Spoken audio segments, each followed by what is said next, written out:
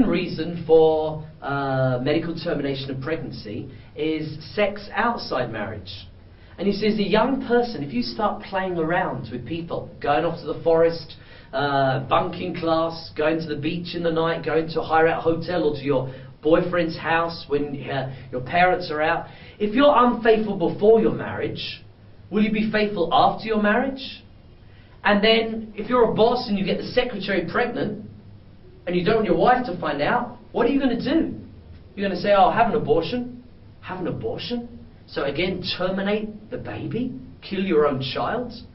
Don't have the habit now, and you won't have the habit afterwards. You'll be faithful, it will be precious. Don't cheapen such a beautiful gift. The third reason for medical termination of pregnancy is about timing. Because young people, until now, don't prepare themselves for a family, they just prepare themselves for love and romance, they feel that they're not ready to have a child if they suddenly get pregnant after their marriage. And again, one of the major reasons, about 20% of all abortion, is because people are just married and they think it's too soon to have a child. No one is ever ready to have a child. It's always a leap of faith. It is always a new thing. Is a baby ready to walk? It will fall over, but it learns as it keeps trying. And what you can do is every time you feel romantic, you can think, yeah, this is about meeting my lifetime partner, my lifetime lover, and it's about, with that person, creating a family, creating a group of people that are going to love each other for life. You're getting married to produce a family. If you realize that, then you'll be ready to have a child. Family planning sometimes will delay it. We don't want to delay too much, and we want to be ready for whenever the surprise comes. We don't want to start our marriage by killing the kids. Connected to that, and the next reason is, well, I've just had this baby and I'm pregnant again. I can't cope with another baby. Can't you? You see, anyone that gets a promotion in the secular world, they have this responsibility, then they have this one as well. They can't say to their boss, no, I don't want that. You see, as human beings, we are well able to cope with many, many issues. And we shouldn't...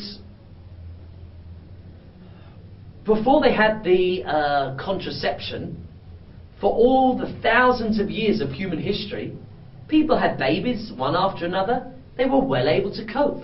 You think in a nursery, they have 20 children. We can't cope with 2 at the same time, or 3, or 4. The next reason is really, again, one of the biggest. I've had enough children. I've had 2 children, and I'm pregnant again. I don't want this child. And you're already pregnant. Well, it's too late. You already have the child. If your husband was working in an international company, and suddenly, or your wife, suddenly they lost that job, and now they go from 35,000 a month to 7,000 a month and work in an Indian company. Do you say, oh my goodness, we've got 3 children and now we've changed our jobs, we can't afford, so okay, where's the youngest child? Let's get the youngest child and terminate him?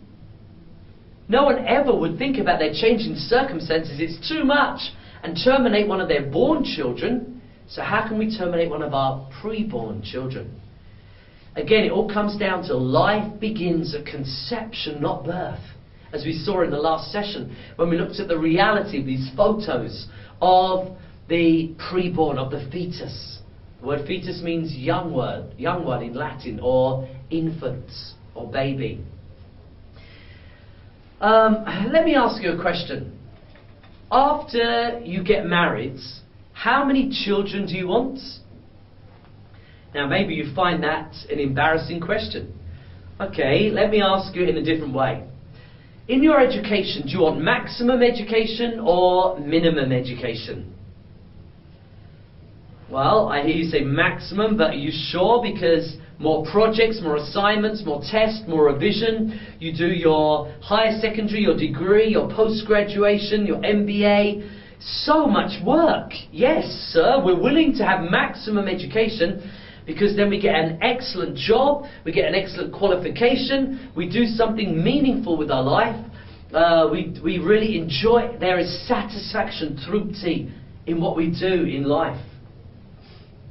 So the equation is, we're willing to do maximum work if it's maximum satisfaction.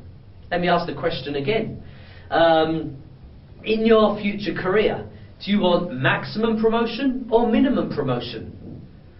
I hear you say maximum, but if you're the boss and in charge of the whole company, you have so much more responsibility, you have so much more to do. Are you sure you want maximum promotion? Yes. Why?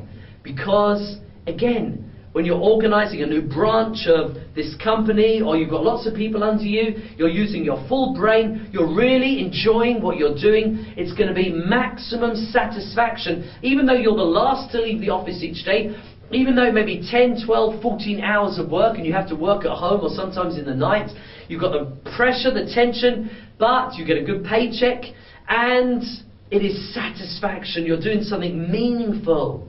So again, the equation is we're willing to work hard if it produces something that's wonderful. Let me ask you the third and final question. After you get married, do you want maximum children or minimum children? I think I know the answer to that question. Maybe you didn't answer that one at all, you just laughed.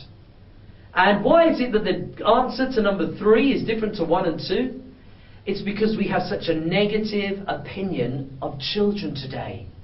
We have this feeling that primarily they're a burden. No, primarily they're a blessing. Why do you want to get married? Because that person is the object of your love. It's your closest friend. Do you know, children also are the object of our love.